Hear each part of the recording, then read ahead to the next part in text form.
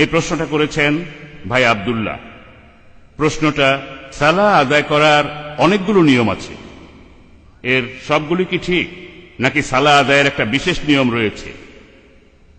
ভাই, আপনি প্রশ্ন করেছেন যে সালাহ আদায়ের অনেকগুলো নিয়ম আছে, সেটা আমিও জানি। সবগুলো নিয়মে কি গ্রহণযোগ্য, সবগুলো কি সঠিক, নাকি মাত্র একটাই নিয়ম রয়েছে? যদি আপনি মার্কেটে যান, আপনি সেখানে কয়েকশো বই পাবেন যেগুলো তো সালাত আদায়ের বিভিন্ন নিয়ম কানুন রয়েছে। বেশিরভাগ বইতেই কিছু হাদিস আছে যেগুলো সহিহ হাদিস নয়।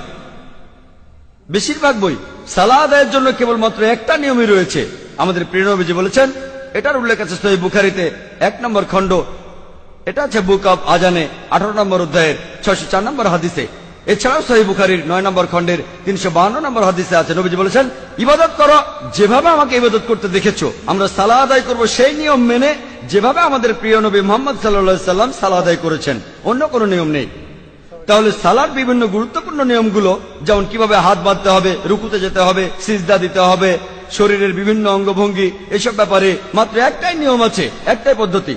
আর সহিহ হাদিসে এই নিয়মগুলো উল্লেখ করা হয়েছে। সালাতের কিছু কিছু ব্যাপারে এই নিয়মগুলো কিছুটা শিথিল।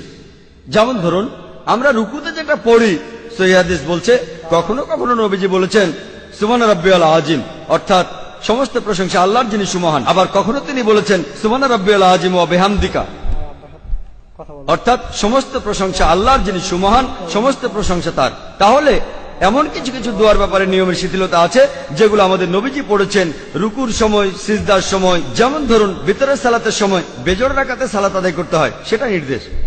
নবীজি কখনো পড়েছেন 1 রাকাত, কখনো 5 রাকাত বা 7 রাকাত, বেশিরভাগ সময় 3 রাকাত। তাহলে এমন কিছু ব্যাপারে শিথিলতা আছে। যখন আপনি রুকুতে অথবা সেজদায় গিয়ে কিছু পড়ছেন, তবে গুরুত্বপূর্ণ অংশ দেহের অঙ্গভঙ্গি, যেভাবে দাঁড়াবেন, যেভাবে বসবেন, যেভাবে মাথা নোয়াবেন, যেভাবে সেজদায় যাবেন, এই সব কিছুর নিয়ম মাত্র একটাই। আর এগুলো বলা আছে সহিহ হাদিসে। এখানে আমি যে বইটার কথা বলতে পারি, বইটা মার্কেটে পাবেন, আর এই বইটা খুবই সংক্ষিপ্ত, খুবই ছোট। এখানে আপনারা পাবেন সহিহ হাদিস। এই বইটার নাম দ্য গাইড টু সালাহ, লিখেছেন এম এ সাকিব। আপনাদের যদি বেশি সময় থাকে আর বিস্তারিতভাবে জানতে চান, আরেকটা বইতে এগুলো বিস্তারিত লেখা আছে যে কিভাবে সেজদায় যাবেন, কোন অঙ্গ প্রথমে মাটি স্পর্শ করবে, কিভাবে উঠে দাঁড়াবেন, এই সব কিছুই বিস্তারিত জানতে পড়ুন the prayer of the prophet. সালাতের বিভিন্ন নিয়ম এখানে বিস্তারিতভাবে পাবেন, লিখেছেন শেখ মোহাম্মদ নাসিরউদ্দিন আল আলবানী, শেখ আলবানী। এই বইটাতে সহিহ হাদিসের অনেক উদ্ধৃতি আছে, এই বইটা পড়ে দেখতে পারেন।